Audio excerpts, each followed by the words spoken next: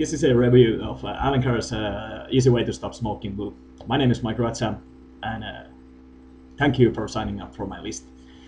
So, smoking is a single trap with no bait, without a cheese piece, you know. Trap is not triggered by the fact that tobacco tastes good, but our alarm bells would start ringing, and as we are sensible human beings, we could understand why the half of the population pays for poisoning themselves. But because the first cigarette tastes awful, our young minds firmly believes that we can never become addicted to tobacco. We think that because we don't like it, we can stop it whenever we want. I read with purely interest, and of course I wanted to quit smoking. I read Alan Carr's book, Easy Way to Stop Smoking. I wanted to understand what is the key factor, why people continue to smoking while at the same time they want to get rid of it. Carr was a chain smoker which took at least 60 and at worst 100 cigarettes a day.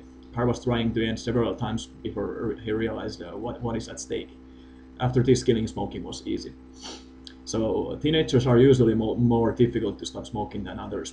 Not that killing them would be harder, but they just do not believe they're addicted to nicotine or addiction. Then they are at an early stage and mistakenly think that they can automatically be able to stop before the following manner. Parents who know their children hate tobacco will easily fall into the false sense of security. All kids hate tobacco smell and taste and think that they could automatically end smoking before they get hooked on. That brings my mind one actor which stated following a statement in some magazine. He was asked about what he regrets most. Actor replied, "The fact that I have never touched tobacco, you know." When we are young, our friends network and the desire to experiment, to show the need and the defiance against parents can support the starting smoking. Almost none of us begin in adulthood, you know.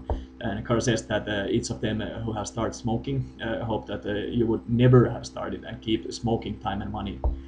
What comes to nicotine addiction and brainwashing, according to Carr's paradigm, you get stuck to smoking because of two things: nicotine addiction and brainwashing. Nicotine addiction is insidious because it is strong, but the withdrawal symptoms are, however, very mild. And the weaning of nicotine does not involve physical symptoms. It is all about the empty feeling, the turbulent existence, and a feeling that something is missing. That is why many people think that it has something to do with their hands, you know. As the situation drags on, smokers become nervous, insecure, restless, and irritable. It is a hunger venom, nicotine. All smokers start to smoking because of very stupid reasons. No person shall be forced to start. Otherwise, the only reason to continue smoking is the feeding of nicotine monster, whether for occasional or regular smoking. Another key issue is brainwashing. Our subconscious is bombarded with the reassurances from an early age that tobacco makes us relax, more self-confidence and courage. One of the greatest illusions of smoker is that smoking relieves stress, even though it is all about the relief of withdrawal effects. And what comes to the Alan Carr's Easy Way Stop Smoking method, it is that it's continued smoking so far that you have internalized what it's all about. After this, quitting is easier and a soothing experience.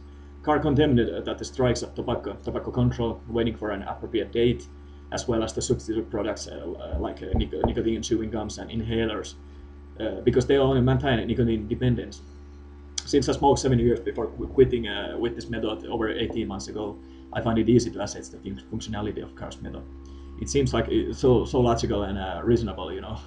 Carr set aside the common opinion about the difficulty of stop smoking and turns the whole thing upside down. When you stop smoking, you do not give up anything, you know. You get only released.